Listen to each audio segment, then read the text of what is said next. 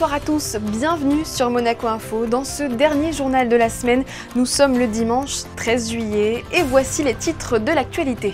Monaco reste déterminé à soutenir les pays les moins développés du monde. La principauté compte parmi les États les plus engagés selon une récente publication de l'OCDE. Pour en parler, nous recevrons Wilfried Derry, chargé de mission au département des relations extérieures et de la coopération. Elle rassemble dans une même salle des chefs-d'œuvre de Matisse, Picasso ou encore Chagall. Nous mettrons un coup de projecteur sur l'exposition estivale du Grimaldi Forum qui a ouvert ses portes en début de semaine. Nous serons ensuite avec les jeunes basketteurs de l'AS Monaco qui ont passé toute une semaine avec l'ex-capitaine de la Roca Team, Yacouba Ouattara. Puis nous irons sous le chapiteau de Fontvieille pour une initiation aux arts du cirque. Tout cela avant de prendre le large. Une de nos équipes a participé à une excursion dans les eaux du sanctuaire Pélagos à la recherche de dauphins.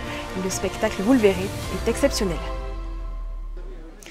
L'événement de cette fin de semaine, c'était bien sûr le 76e gala de la Croix-Rouge monégasque qui rassemblait hier soir dans la salle des étoiles du Sporting Monte-Carlo une pluie d'étoiles dont Charles Leclerc, Brigitte Nielsen et Adriana Carambeu. De nombreuses personnalités de la principauté étaient également au rendez-vous autour du prince Albert II, président de la Croix-Rouge monégasque, et de la princesse Charlène, vice-présidente. La princesse qui a d'ailleurs fait la surprise à son époux en prononçant un discours de cœur pour souligner l'engagement de 40 ans du prince pour la Croix-Rouge, mais aussi et surtout pour marquer les 20 ans de son accession au trône avec une note très personnelle, je cite « Nous t'aimons, nous te soutenons et nous te remercions d'être là pour nous ». Comme le veut la tradition, le couple princier a ensuite ouvert le bal. La soirée a également été marquée par la fameuse tombola, le feu d'artifice tiré depuis la mer et le concert de la légende du rock Billy Idol. Solidarité toujours, Monaco a été reconnu comme l'un des principaux donateurs du monde. C'est ce qu'il ressort de la publication du profil 2025 des donateurs de l'OCDE, rendu public après la 4e conférence internationale sur le financement pour le développement à Séville. Qu'est-ce que cette reconnaissance signifie exactement? Wilfried Derry, chargé de mission au département des relations extérieures et de la coopération, est interrogé par Christophe Paco. Bonsoir à vous. Bonsoir. En notifiant pour la première fois à l'OCDE en 2023 les montants dédiés à l'aide publique au développement par le gouvernement princier, bien sûr, Monaco est donc officiellement entré, cette fois dans le concert international des nations complètement solidaires. En effet, c'est avant tout une marque de reconnaissance sur le travail qui a été accompli depuis plus de 20 ans à l'initiative du prince souverain. Nous avons également, avec ce souhait de communication auprès de l'OCDE, nous faisons également un gros effort de transparence sur ce que nous faisons sur le terrain, démontrant ainsi toute la part que nous prenons à l'effort de solidarité internationale pour le développement. Donc c'est à la fois une reconnaissance, un accomplissement sur le fait que nous conformons à la norme qui est mise en place au niveau international sur les politiques publiques de développement. Et nous y répondons le plus possible, effectivement. Et je pense que les gens avec qui nous travaillons au sein de l'OCDE, avec qui nous sommes en relation, sont satisfaits de nos communications et de la clarté que nous apportons à l'information communiquée. On fait désormais, Wilfried Derry, partie des pays, c'est clair, les plus engagés dans le monde, hein, et au monde. Alors en matière relative, bien sûr, toute proportion gardée, effectivement, Monaco affiche plus de 600 € par habitant d'aide au développement.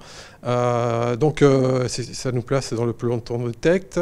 Après, sur les montants, les montants en volume, il y a quelques pays, notamment du Nord, qui atteignent l'objectif international de 0,7% du RNB. Donc la Suède, le Danemark et la Norvège. Le Luxembourg également en fait partie, mais ils sont peu nombreux. L'Allemagne est proche aujourd'hui. Et dans un contexte, en fait, cet objectif avait été élaboré dans les années 70, au début des années 70, à l'initiative de l'ONU, il s'est agi de refonder un partenariat pour le développement. Et depuis, les pays développés font ce qu'ils peuvent pour y parvenir, mais assez peu y arrivent, d'une manière générale. Et néanmoins, on a pu observer ces 5 dernières années une forte augmentation de l'aide publique au développement et un recul En 2024, bon, c'est dans un contexte très particulier, avec, comme vous le savez, des guerres, la guerre en Ukraine et malheureusement les guerres aussi au Moyen-Orient. Ouais, les guerres Moyen-Orient, la guerre d'Ukraine avec la Russie, bien sûr. Il y a aussi la guerre économique et puis les dernières annonces depuis sa réélection du président Trump aussi, hein, qui joue un peu avec le feu en matière de douane, en matière de taxes. Là aussi, ça compte, hein, bien sûr, jusqu'à même la fin de l'impôt mondial. Hein. Alors, disons que l'administration Trump a deux effets majeurs sur la coopération au développement et l'aide humanitaire. Le premier, c'est en revenant sur les engagements qui ont été faits avec la suppression de ce qu'on appelle l'agence américaine, l'USAID. Donc, il est certain que là, très directement et très rapidement, beaucoup de gens vont en pâtir. Ensuite, l'influence, effectivement, avec les tarifs douaniers, qui vont provoquer un ralentissement du commerce mondial et donc forcément une baisse des revenus. Ouais. On est très pessimiste à l'OCDE pour la croissance dans le monde, on le sait depuis ce printemps, hein, ça c'est clair. Oui, effectivement. Donc forcément moins de moyens disponibles pour l'aide au développement. Et a priori, cette tendance va se poursuivre dans les années à venir. C'est une tendance baissière, malheureusement. Alors, contraire de Monaco, qui n'a pas arrêté d'augmenter son aide publique depuis 25 ans. Quand on donnait les chiffres tout à l'heure, on parlait de 630, pour être précis, c'est 637 € par an par habitant. Oui. Ça, c'est le prix de l'effort solidaire. Ça va continuer pendant de nombreuses années ? Disons que pour l'instant, la volonté du prince souverain est de maintenir, voire d'augmenter même cet effort. Nous, les perspectives que nous avons pour le prochain triennum 2025-2027, enfin, qui a déjà commencé, c'est effectivement une augmentation de près de 15% de l'aide publique. On passerait sur les 3 ans de 74 à 105 millions d'euros engagés par la principauté sur l'aide publique au développement. Donc c'est un très gros effort. Et j'espère que nous pourrons le maintenir. Mais pour les pays les moins avancés, bien sûr, il faut toujours les aider. Vous le faites à Monaco, il y a pas moins de 11 pays qui sont très ciblés dans le domaine de la santé, de l'éducation et d'un travail décent, il ne faut pas l'oublier. Tout à fait. Il y a 4 thématiques prioritaires, la santé, l'éducation et la formation, l'accès au travail décent, et également tout ce qui est les activités trans-genre, c'est-à-dire pour la promotion du genre, l'égalité homme-femme, qui sont au cœur de l'action de la coopération au développement menée par la direction de la coopération internationale. Une très belle reconnaissance pour Monaco dans un complexe très particulier, vous l'avez rappelé, Wilfried Derry. Merci d'avoir été avec nous ce soir. Je rappelle que vous êtes le chargé de mission au département des relations extérieures et de la coopération. Je vous souhaite une belle soirée. Très bien, bonne soirée à vous. Icône incontestée de la mode, Gabrielle Chanel est à l'honneur dans la nouvelle exposition du nouveau musée national de Monaco. Baptisée Les années folles de Coco Chanel, elle met en lumière l'amour de la créatrice pour la Côte d'Azur et la principauté, et cette période cruciale durant laquelle les femmes se sont libérées des styles traditionnels. La visite est signée Gaëtan Lebrun et Alexandra Marangoni. L'exposition Coco Chanel, répartie en 3 étages, vous propose bien sûr les œuvres d'une visionnaire qui a révolutionné les codes de la mode à travers ses créations, mais pas que. Vous pourrez aussi retrouver Chloé Royer, célèbre sculptrice, qui, tout comme Gabrielle Chanel, libère le corps féminin grâce à des créations uniques. Je travaille beaucoup la représentation du corps féminin en sculpture, sur des questions aussi d'équilibre. C'est des sculptures qui sont perchées sur des talons aiguilles et qui deviennent en fait des béquilles. Mais voilà, on peut y interpréter plein de sortes de choses, mais à la base, c'est des mannequins, des jambes mannequins. Et au 2e étage, on a une vidéo qui s'appelle Lemb. C'est une danseuse qui se mouvoie devant un miroir déformant et nous, on vient en fait prendre l'image dans ce miroir. Donc c'est juste pour moi comme une étude de corps ou presque une étude d'une prochaine sculpture. Et ici, donc c'est une salle qui a été faite pour cette exposition. Donc il y a toujours en fait cette idée de plusieurs images qu'on peut mettre et du coup vraiment de la métamorphose en fait entre plusieurs significations, entre un corps et un objet ou un animal, enfin entre le vivant en général. Plusieurs salles à chaque étage lui sont consacrées au sein de cette exposition que vous pourrez découvrir du 19 juin au 5 octobre. Autre sortie culturelle, inaugurée en début de semaine par le Prince Souverain, Couleurs est la grande exposition de l'été 2025 au Grimaldi Forum. Après Turner l'année dernière, les équipes ont souhaité se concentrer non pas sur un artiste, mais sur l'histoire moderne de la couleur. Pour ce faire, de grands chefs-d'œuvre issus de la collection du Centre Pompidou ont été rassemblés. Émilie Rousseau et Alexandra Marangoni. Pour son 25e anniversaire, le Grimaldi Forum voulait une exposition estivale exceptionnelle. Dans Couleurs, chef-d'œuvre du Centre Pompidou, il rassemble dans une même salle Matisse, Miro, Picasso, Kandinsky, Basquiat ou encore Chagall. Des tableaux de maîtres présentés en collaboration avec Beaubourg, avec qui le Grimaldi Forum avait déjà travaillé il y a une dizaine d'années pour l'exposition Extra Large. Ce nouvel événement imagine un autre récit de l'histoire de l'art, une autre façon de faire parler les œuvres. Les chefs-d'œuvre, on les connaît évidemment, mais cet accrochage, cette scénographie, ce cercle chromatique qui permet de déployer comme ça, dans une approche qui peut paraître un peu simple, parce qu'en fait, voilà, on met les tableaux bleus ensemble, les jaunes ensemble. C'est la première lecture, mais il y a beaucoup de niveaux de lecture différents. On explique évidemment comment la couleur a pris une place différente entre l'art classique et l'art moderne. On explique aussi, à travers les objets de design, comment la couleur pénètre dans nos intérieurs à partir des années 60-70 avec les plus grands designers. Il ne faut pas oublier que le Centre Pompidou, c'est également le centre qui possède la plus grande collection des designers du XXe. Et donc voilà, c'est véritablement la possibilité de s'ouvrir à tout ça, de mieux comprendre et de mieux connecter finalement tous ces arts. Au fil de la visite, le public est emporté dans ce cercle chromatique et nous emmène à la découverte de l'usage de la couleur dans l'art moderne, un outil de totale liberté pour un artiste. Autre originalité, ce voyage sensoriel qui fait travailler nos sens. 7 salles, 7 couleurs, 7 sons. Roquet Rivas a travaillé étroitement sur ce projet. Comment relier en fait les sons aux couleurs? C'est un processus en fait de travail, si vous voulez, entre plusieurs personnes. D'une part, on se met à la table, là on fait un atelier, un workshop dans lequel on explicite quelles sont les qualités de son. On explique ça bien aux différents intervenants du forum, également l'aîné de Fragonard qui est venu, d'autres personnes, il avait dédié notamment les commissaires. Et ensuite, petit à petit, on va développer des portraits avec une série de termes qui font partie de lexique, qui vont décrire un son. Fruit d'une préparation de plusieurs années, l'exposition estivale du Grimaldi Forum éveille tous nos sens, une véritable aventure haute en couleurs à découvrir à partir du 8 juillet prochain. Et jusqu'au 31 août. C'est désormais un rendez-vous bien installé dans le calendrier sportif de l'été monégasque.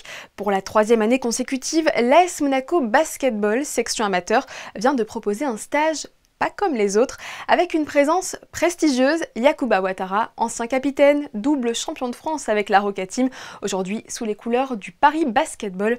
Émilie Rousseau et Hugo Comaza ont suivi la dernière journée de cette aventure. Voyez leur reportage. Pendant une semaine, ces 42 jeunes basketteurs âgés de 11 à 15 ans ont foulé les parquets du Stade Louis II pour vivre leur passion au plus près de leur idole, Yacouba Ouattara, qui a porté le maillot de la Roca Team pendant 8 saisons et qui était donc de retour en principauté pour animer son stage d'été baptisé la Yac Academy. Ça fait toujours plaisir. Je retrouve ce que je considère pour moi la maison. 3e édition de la Yac Academy. Je revois des jeunes que j'ai pu voir aussi sur les éditions précédentes et ça fait plaisir de les voir évoluer et grandir pendant le stage. Encadrés par 5 coachs diplômés de l'AS Monaco Basket section amateur, ces joueurs en herbe ont alterné ateliers techniques, matchs et moments d'échange, un cadre formateur mais aussi très convivial que Yacouba Ouattara voulait transmettre. C'est quelque chose qui me tient à cœur de vraiment redonner. C'est un peu ma contribution au monde du basket.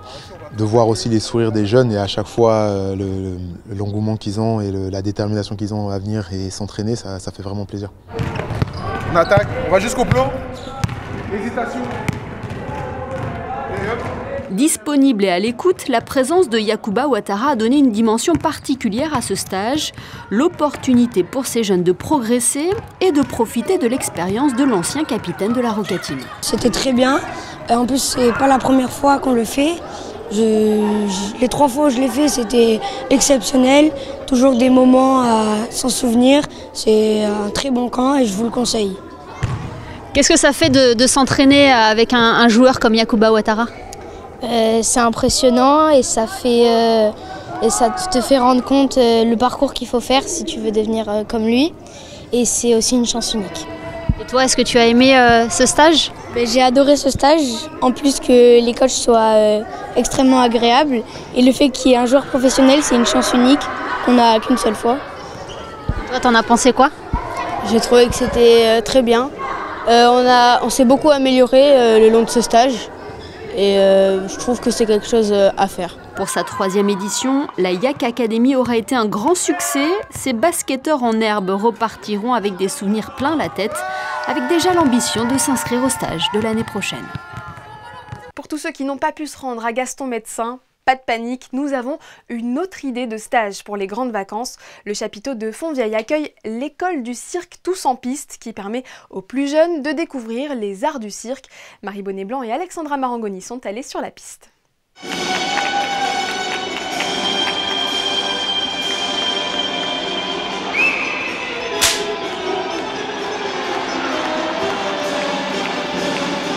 Maquillés, entraînés, excités mais légèrement stressés, ils étaient une centaine à se représenter sur la piste.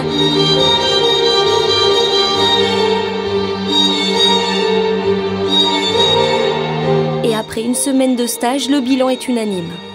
C'est bien, on s'amuse, on rigole. C'était très bien, que j'ai bien aimé et peut-être je le referai. Les stages sont du lundi au vendredi, une semaine d'initiation où les enfants découvrent plusieurs disciplines, de quoi peut-être créer de futurs artistes. Il y a l'atelier trapèze aérien, il y a l'atelier tout ce qui est équilibre, le fil, les boules, les rollards, tout ce qui est jonglage, donc balles, massues, foulards pour les petits, bolas, et il y a bien sûr les trapèzes, les tissus, les cerceaux. Et l'acrobatie, tout ce qui est tumbling et trampoline.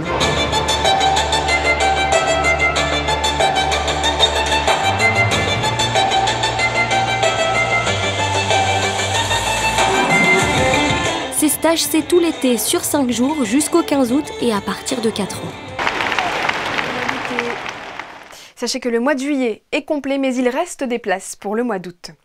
Et si vous découvriez la principauté autrement, depuis la mer, c'est ce que propose la société Monaco Riviera Navigation avec ses excursions organisées les mercredis et samedis matins autour du littoral monégasque où l'on a aussi des rencontres surprises. Fabien Bonia et Camille Caloni ont pris part à l'une de ces balades et en ont pris plein la vue. Le rendez-vous est donné chaque mercredi et samedi matin à 8h15 du côté du quai des États-Unis. Ce jour-là, une vingtaine de personnes a pris la mer direction le large à une quinzaine de milles nautiques de Monaco. C'est parti pour une balade à la recherche de dauphins, baleines, tortues ou autres pendant 4h30.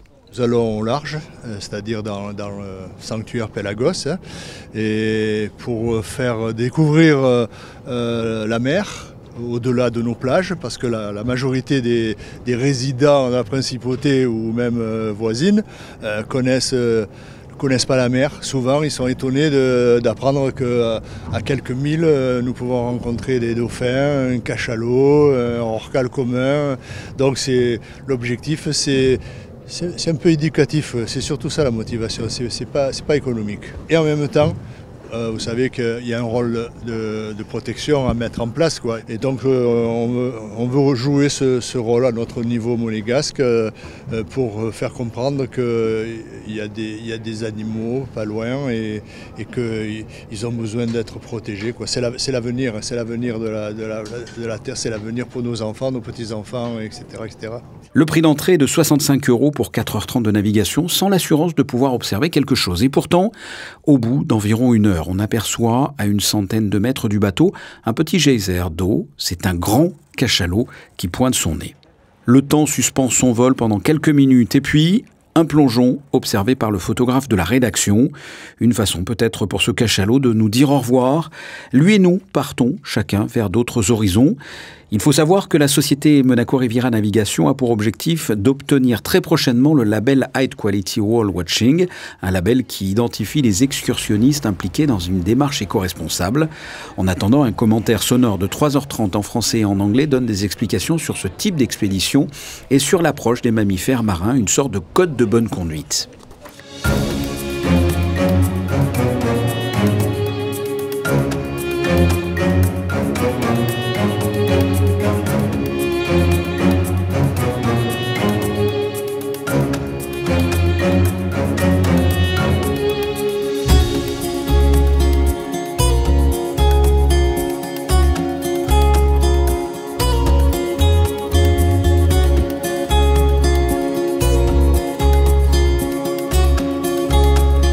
Après 4 heures de navigation, la balade en mer touche à sa fin et cerise sur le gâteau, alors que les passagers pensent qu'ils ne verront plus rien. Des dizaines de dauphins nous proposent un véritable balai autour de l'embarcation pendant environ une demi-heure, pour la plus grande joie des passagers. C'était génial, je ne m'attendais pas à voir autant d'animaux parce que comme c'est sauvage, on ne sait pas trop s'ils vont être là ou pas. Et du coup, on est vraiment content d'avoir vu des dauphins et un cachalot. Pour ma part, j'ai vraiment apprécié. Au début, on a pu voir donc un cachalot et rien que pour ça, cette expérience était incroyable. Et bien, par la suite aussi, on a vu donc les dauphins. Et là, non, c'était vraiment un moment magique, j'ai envie de dire. Donc, je sais pas ce que tu en as pensé, toi. Ouais, en fait, ils sont restés longtemps avec nous. Donc, on a pu les voir plusieurs fois et je trouve que c'était vraiment trop bien. C'était trop beau. De retour au port, après avoir vu un cachalot et une multitude de dauphins, nous sommes tous repartis avec des photos ou des vidéos, mais surtout des souvenirs plein la tête. Cette édition touche à sa fin. Merci à tous de l'avoir suivi. Pour savoir quel temps fera-t-il demain, restez bien avec nous. La météo de Théo Schumer arrive dans un court instant. Aussi, ne manquez pas ce lundi la sortie d'un nouveau podcast, Monaco Info. La présidente de la Jeune Chambre économique de Monaco, Anna Derien, s'est livrée au micro de Geneviève Berthy. Excellente soirée à vous et bonne semaine.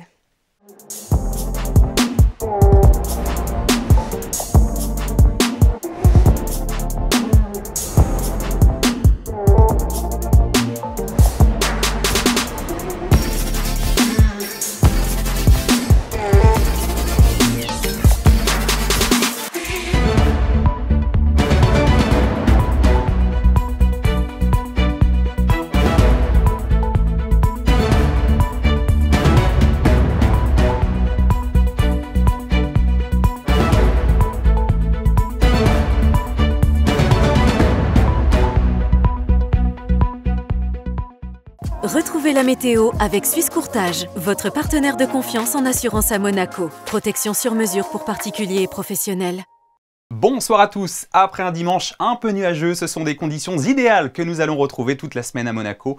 Dès ce lundi, le soleil sera au rendez-vous matin, midi et soir. Seuls quelques petits passages nuageux très légers pourront faire leur apparition, mais le ciel restera bien bleu. Du côté des températures, on est définitivement sorti de la canicule. On revient sur des moyennes de saison avec 23 degrés attendus en matinée et jusqu'à 27 degrés l'après-midi. Quant à la Méditerranée, elle affichera jusqu'à 26 degrés au thermomètre. Ce lundi, nous souhaiterons une bonne fête à toutes les Camilles ainsi qu'à nos amis français qui célébreront leur fête nationale. À ce propos, pour la petite histoire, en France on croit souvent que le 14 juillet célèbre uniquement la date de la prise de la Bastille en 1789, mais pas seulement, elle célèbre également la fête de la Fédération le 14 juillet 1790, cette fois un an après, un événement qui avait rassemblé des citoyens venus de toute la France pour fêter l'unité nationale et l'adhésion à des valeurs communes après la chute de la monarchie. Voilà, excellente semaine à tous sur Monaco Info et je vous dis à demain pour le JT. C'était la météo avec Suisse Courtage, votre partenaire de confiance en assurance à Monaco. Protection sur mesure pour particuliers et professionnels.